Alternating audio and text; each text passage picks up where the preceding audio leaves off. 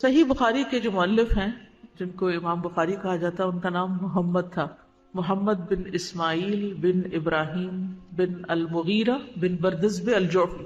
کنیت ابو عبداللہ تھی، لقب امام المحدثین اور امیر المؤمنین فی الحدیث، امام المحدثین کے نام سے جانے گئے۔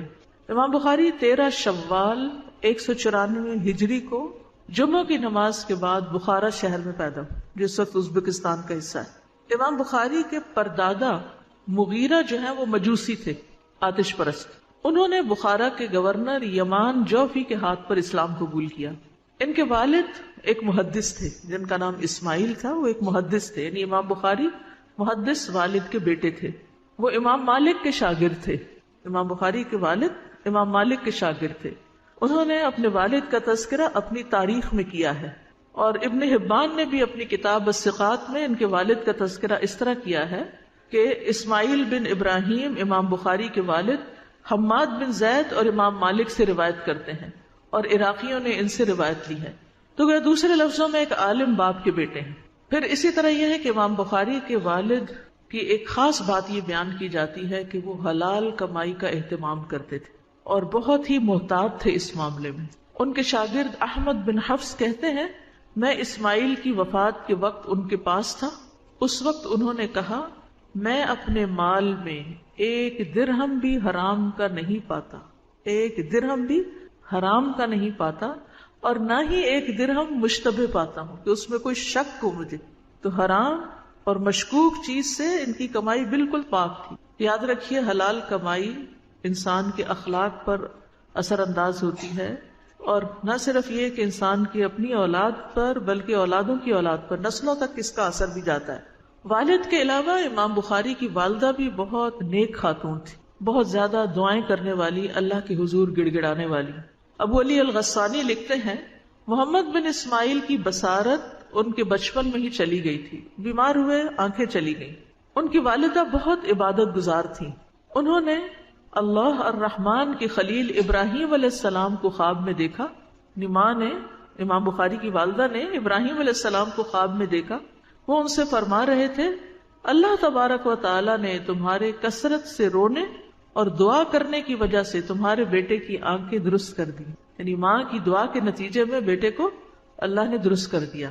وہ کہتی ہیں کہ صبح ہوئی تو میں نے دیکھا کہ واقعی ان کی آنکھیں درست ہو چکی تھی اور وہ دیدہ و بینا تھے، بلکہ اتنی نگاہ تیز ہو گئی کہ کہا جاتا ہے کہ امام بخاری نے اپنی کتاب تاریخ کبیر چاند کی روشنی میں لکھی، یعنی نہ صرف یہ کہ نگاہ لوٹ آئی بلکہ اس طرح لوٹی کہ عام لوگوں سے بھی زیادہ وہ تیز تھی۔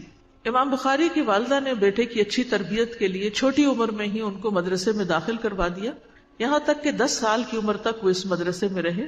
جب 16 سال کے ہوئے تو ان کے بھائی کے ساتھ انہیں حج پر لے گئی، یعنی امام بخاری کو اور ان کے بھائی کو لے کر حج پہ چلی گئی۔ حج کے بعد وہ خود اور ان کے بیٹے احمد واپس آ گئے، جبکہ امام بخاری کو 16 سال کی عمر میں طلب حدیث کے لیے مکہ چھوڑ آئیں۔ 16 سال کا بچہ کتنا ہوتا ہے؟ ٹین ایج ہوتا ہے، اور اب تو 16 سال کے بچوں کے حالات آپ دیکھیں، نوجوانوں کے کیا ہو چکے ہیں، اور کیا ان پہ اتنا ٹرسٹ کیا جا سکتا ہے کہ ان کو بالکل یوں اکیلا چھوڑ دیا جائے۔ لیکن امام بخاری کی شرافت اور ان کی جو علم سے دوستی اور دلچسپی تھی، اس کی وجہ سے والدہ نے ان پر اعتماد کیا، اور ان کو اتنی ینگ عمر میں، چھوٹی عمر میں، کیونکہ جتنا ارلی انسان علم میں سٹارٹ لیتا ہے اتنا ہی بہتر ہوتا ہے۔ تو بہرحال ابتدائی تعلیم تو ان کی والد کے پاس ہوئی، پھر ان کے والد کی وفات اس وقت ہوگی جب وہ بہت چھوٹے تھے، تو زیادہ تر ان کی تعلیم و تربیت میں ان کی والدہ کا ہاتھ ہے۔ ابتدائی تعلیم و تربیت میں والدہ کا ہاتھ ہے۔ ان کی والدہ خود تو کوئی بہت بڑی اسکالر نہیں تھی، لیکن انہوں نے امام بخاری جیسے بیٹے کو تیار کیا۔ تو ماؤں کا یہ ایک بڑا اہم رول ہے کہ وہ بچوں کی تربیت اس ڈھنگ پر کریں کہ وہ ان کے لیے صدقہ جاریہ بنے۔ محمد بن ابی حاتم کہتے ہیں، میں نے ابو عبداللہ امام بخاری سے پوچھا آپ کے ابتدائی حالات کیسے تھے؟ انہوں نے کہا مجھے اس وقت حفظ حدیث کا شوق دیا گیا جب میں مکتب میں تھا، مکتب یعنی بالکل ابتدائی مدرسے میں۔ میں نے پوچھا آپ کی عمر اس وقت کیا تھی؟ انہوں نے کہا 10 سال یا اس سے کم۔ آج ہم دیکھیں کہ کیا ہمارے 10 سال کے بچے کو حدیث حاصل کرنے کا شوق ہے؟ انہوں نے تو شاید کبھی کوئی حدیث پڑھی بھی نہ ہو، کبھی کوئی سنی بھی نہ ہو، کیونکہ نہ ہمارے دلوں میں وہ اہمیت ہے اور نہ ہی ہم نے آگے اپنے بچوں میں وہ ٹرانسفر کی۔ تو بہرحال 10 سال کی عمر میں انہوں نے مکتب چھوڑ دیا، فارغ ہو گئے اس سے، اور پھر محدثین کے پاس جانا شروع کر دیا. پھر جب اپنے شہر اور علاقے کے سارے محدثین سے علم حاصل کر چکے تو پھر حج کے موقع پر انہوں نے باہر کے محدثین سے علم حاصل کرنا شروع کیا. ان کا حافظہ جو تھا وہ بہت قوی تھا. بہت چھوٹی عمر میں ہی انہوں نے بہت ساری احادیث یاد کر لی تھی. ابو عمر سلیم بن مجاہد کہتے ہیں کہ میں محمد بن سلام بیکندی، یہ ان کے استاد ہیں امام بخاری کے، ان کے پاس تھا تو انہوں نے کہا اگر تم اس سے پہلے آتے تو ایک ایسا لڑکا دیکھتے جس کو 70,000 حدیثیں یاد ہیں. یعنی چھوٹی سی عمر میں انہوں نے ہزاروں حدیثیں یاد کر لی. وہ کہتے ہیں میں اس کی تلاش میں نکلا یہاں تک کہ اس سے ملا اور کہا تم ہو وہ جو کہتے ہو کہ مجھے 70,000 حدیثیں یاد ہیں؟ تو امام بخاری نے کہا بلکہ اس سے بھی زائد، بلکہ جس حدیث کے بارے میں آپ مجھ سے سوال کریں گے، خواہ وہ صحابی سے مروی ہو یا تابعی سے، ان میں سے اکثر راویوں کی تاریخ پیدائش، تاریخ وفات، رہنے کی جگہ، جائے سکونت بھی بتا سکتا ہوں. یعنی نہ صرف یہ کہ حدیثیں یاد ہیں بلکہ حدیثیں روایت کرنے والوں کے حالات بھی یاد ہیں. اور میں صحابہ یا تابعین کی حدیث سے جو بھی حدیث روایت کرتا ہوں اس کی ایک اصل ہوتی ہے جس کو میں کتاب اللہ اور سنت رسول صلی اللہ علیہ وسلم سے یاد کرتا ہوں. تو ابتدائی زمانے میں ہی ان کے حافظے کے بہت سے واقعات موجود ہیں. اگر آپ ان کی بایوگرافی پڑھیں تو انشاءاللہ آپ کو بہت ساری اور بھی نئی نئی باتیں پتہ چلے گی. کیونکہ ہمارا کورس احادیث سے متعلق ہے اس لیے میں بہت تفصیلات میں نہیں جا سکتی، لیکن ان کے حافظے کا اور ان کے علم کا حال یہ ہے کہ مشائخ بھی ان سے متاثر تھے. یعنی جو استاد تھے وہ اپنے اس شاگرد سے بہت امپریس تھے، اور بعض مشائخ اپنی غلطیوں کی اصلاح ان سے کرواتے تھے. پھر بعض اوقات مشائخ میں اگر کسی چیز میں اختلاف ہوتا تو وہ امام بخاری سے اس کا حل پوچھتے تھے. امام بخاری نے بہت سے علمی سفر کیے. 16 سال کی عمر میں جب حج کے لیے روانہ ہوئے تو بعد میں انہوں نے مکہ سے مدینہ کی طرف رخ کیا، وہاں تعلیم حاصل کی، اور وہاں مدینہ میں ہی تاریخ کبیر کا مسودہ چاندنی راتوں میں لکھا. ابن کثیر کہتے ہیں کہ امام بخاری 8 بار بغداد گئے. یعنی علمی سفر کے دوران 8 دفعہ انہوں نے بغداد کا سفر کیا، اور ہر بار وہ امام احمد بن حنبل کے ساتھ اکٹھے ہوتے، یعنی ان کے پاس بیٹھتے تو وہ انہیں بغداد میں اقامت اختیار کرنے پر آمادہ کرتے کہ آپ بھی بغداد میں رہ جائیں، کیونکہ بغداد اس وقت علم کا مرکز و منبع تھا. خطیب بغدادی کہتے ہیں کہ امام بخاری نے مختلف شہروں کے محدثین کی طرف سفر کیا. خراسان، عراق کے تمام شہروں میں کتابت کی، حجاز، شام، مصر اور بغداد میں کئی دفعہ گئے. بعض اوقات حصول علم کے لیے لوگوں سے بالکل الگ تھلگ ہو جاتے تھے.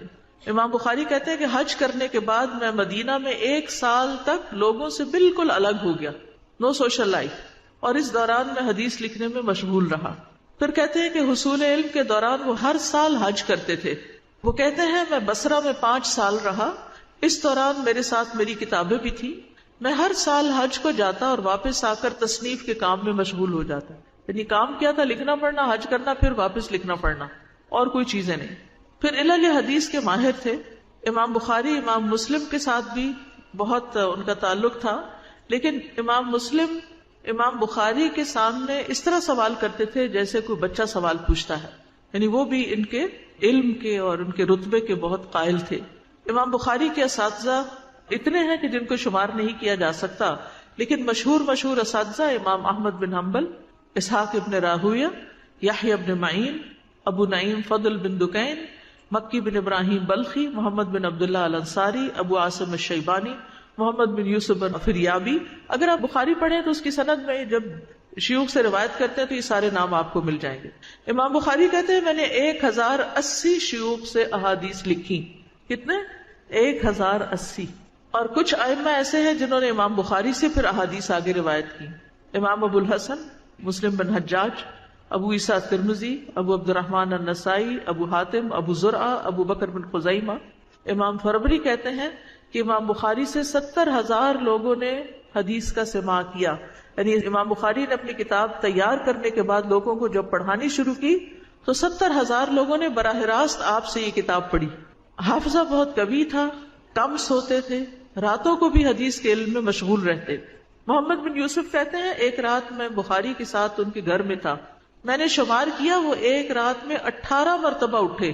انہوں نے دیا جلایا، وہ چیزیں یاد کرتے اور حاشیے میں لکھتے، سوتے جاگتے سوتے جاگتے. اگر ہم ایک رات بھی ایسے کریں تو اگلے دن سارا دن ہی شاید سوئے رہیں.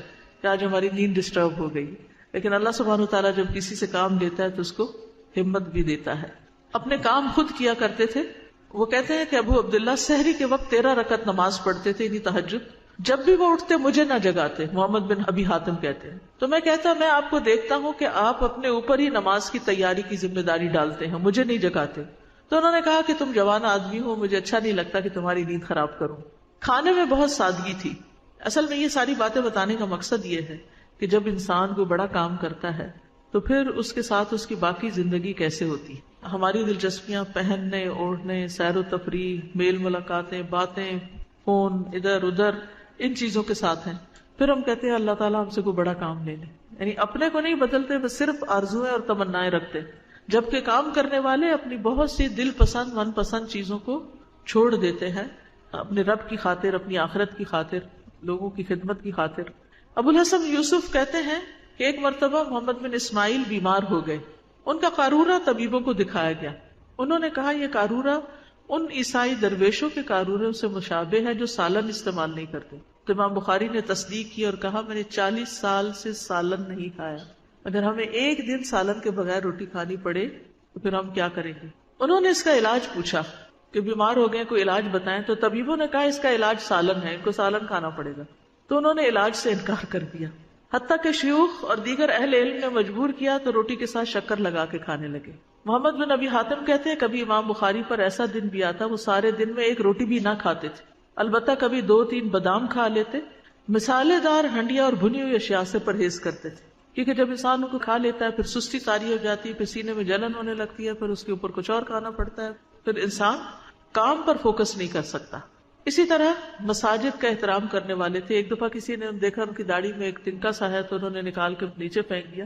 امام بخاری نے اپنی نظر اس پر رکھی اور اس کو اٹھا کے اپنی آستین میں رکھ لی اور مسجد سے باہر جا کر پھینک دیا. اگر میری داڑھی میں تنکا نہیں ہو سکتا تو مسجد میں کیسے پھینک سکتے ہیں اس کو. تو یہ ایک تقویٰ کی علامت ہے. اسی طرح جرح کرنے میں بہت محتاط تھے. جب کسی کے اوپر حکم لگانا ہوتا، فیصلہ کرنا ہوتا کہ کوئی راوی کیسا ہے تو کہتے ترکوہ، یعنی محدثین نے اس سے روایت نہیں لی.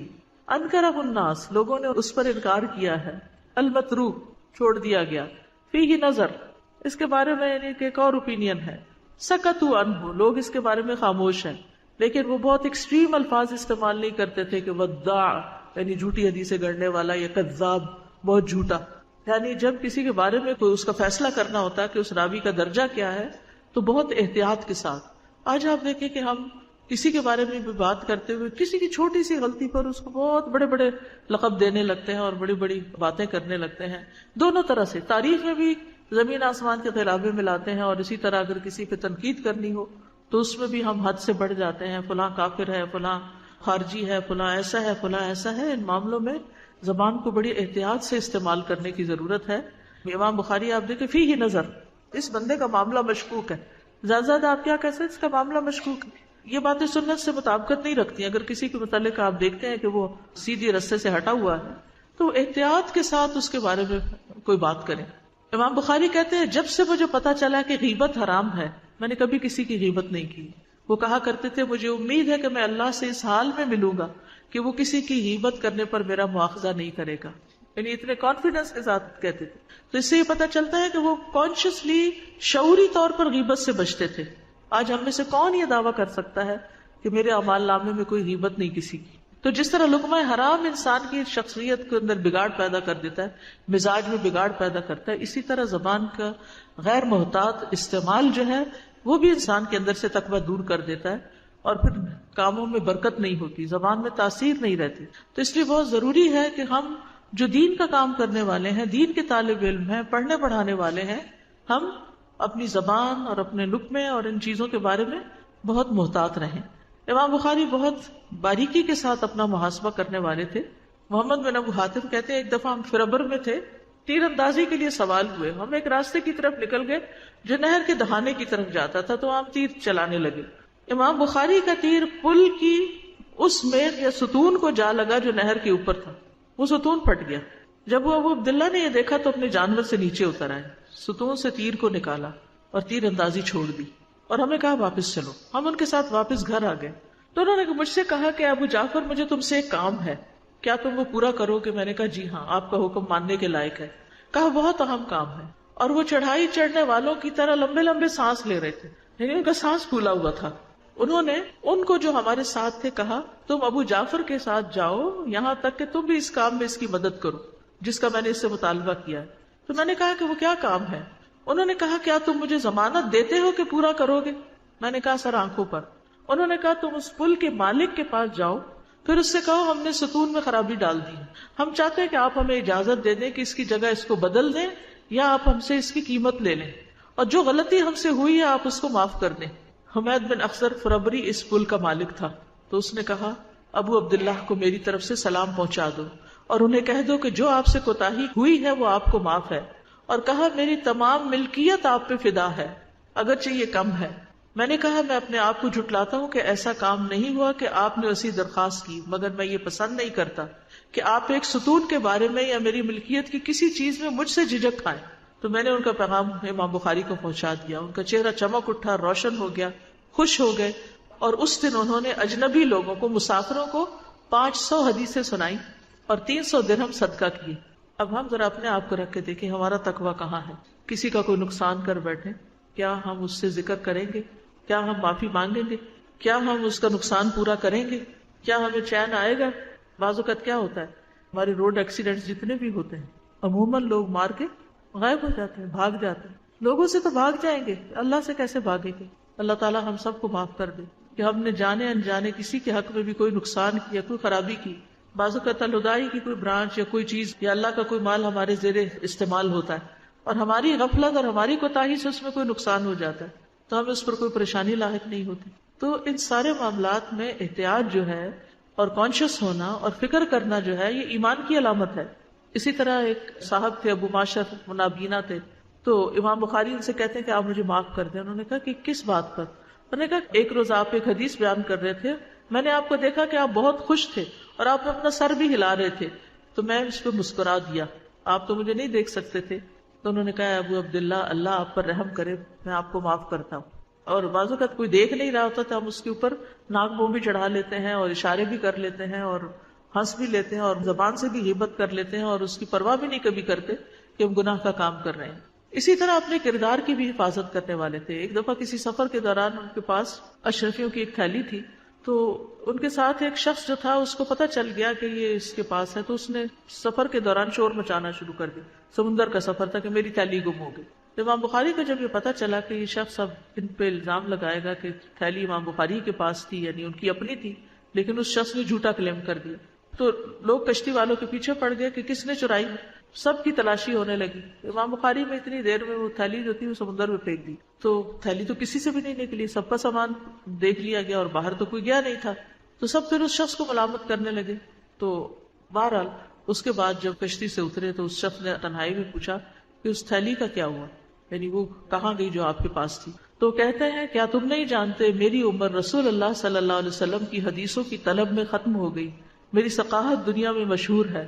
میرے لیے چوری کا الزام اپنے اوپر لینا کس طرح مناسب تھا کہ جس دولت کو میں نے ساری عمر میں حاصل کیا وہ چند اشرفیوں کے لیے کھو دیتا. یعنی اشرفیوں کا ضائع ہونا برداشت کر لیا لیکن اپنے اوپر حرف نہیں آنے دیا. حصول علم میں ہر طرح کی قربانی دیتے تھے، حتیٰ کہ ایک دفعہ جب کھانے کی کوئی چیز نہیں تھی تو گھاس کھانا شروع کر دی اور کسی کو نہیں بتایا. پھر اسی طرح محدثین کے اقوال بھی ہیں امام بخاری کے بارے میں کہ ان جیسا کوئی دیکھا نہیں گیا، انتہائی زاہد اور عالم تھے. اسحاق ابن راہویہ ایک مرتبہ ممبر پہ بیٹھے ہوئے تھے، امام بخاری بھی وہاں موجود تھے. تو امام اسحاق نے ایک حدیث بیان کی جس پر امام بخاری نے لقمہ دیا. تو امام اسحاق نے امام بخاری کی بات کو مان لیا اور حاضرین مجلس سے کہا اے اصحاب الحدیث کی جماعت، تم اس جوان کو دیکھو، اس سے حدیثیں لکھو. اگر یہ حسن بصری کے زمانے میں ہوتا تو وہ بھی معرفت حدیث اور فقاہت کی وجہ سے اس کے محتاج ہوتے، یعنی وہ بھی ان سے حدیث لکھتے.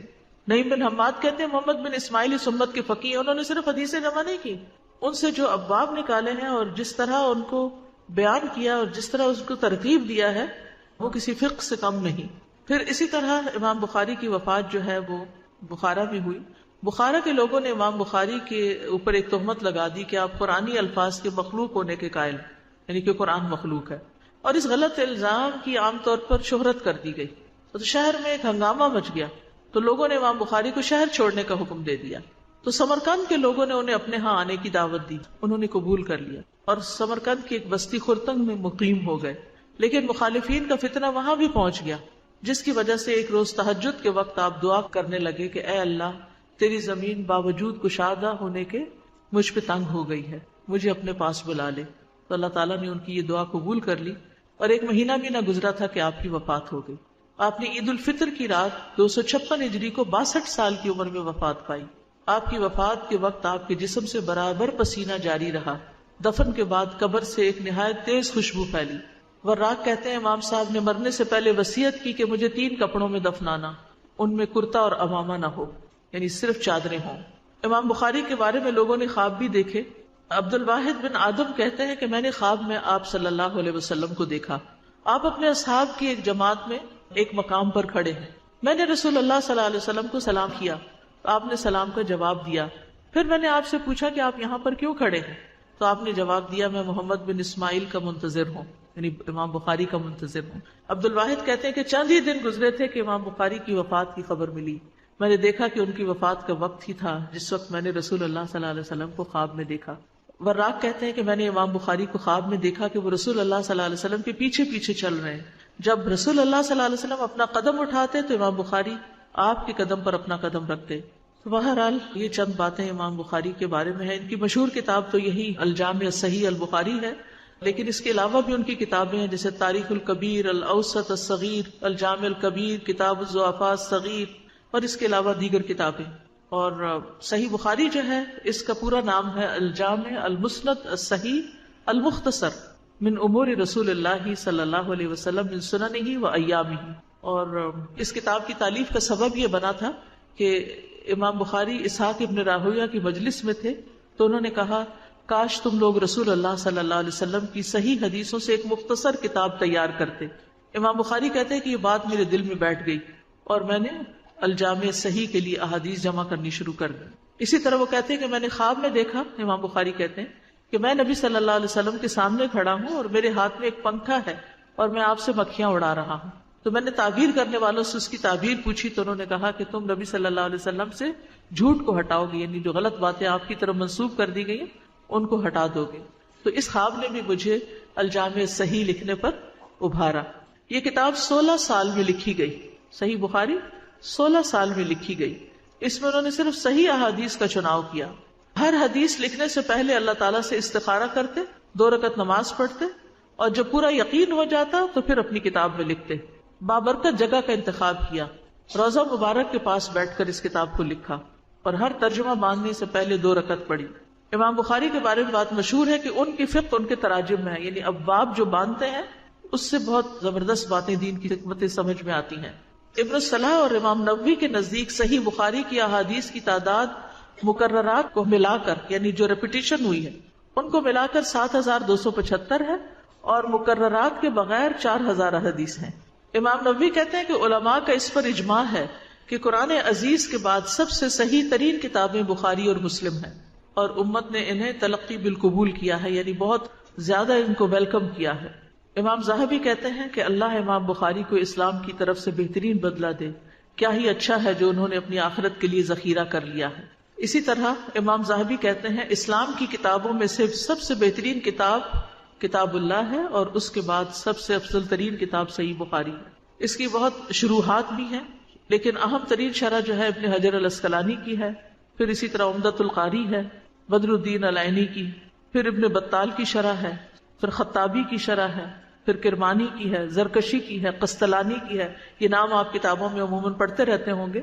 تو یہ مشہور شروحات ہیں جن سے آپ احادیث کے اندر مزید ڈیٹیلز بھی پڑھ سکتے ہیں. تو یہ مختصر سا ایک تعارف ہے حدیث کے بارے میں کہ حدیث کیوں پڑھیں، اور پھر اس کے ساتھ ساتھ امام بخاری کون تھے اور ان کی اصل کتاب کیا ہے. الحمدللہ ہم اس کا ریگولر مطالعہ کر رہے ہیں، لیکن یہ ہے کہ آپ کے سامنے چند مختصر سی احادیث شیئر کی جائیں گی. اگر اس کے بعد آپ کو شوق ہو تو آپ پوری کتاب بھی باقاعدہ پڑھ سکتے ہیں.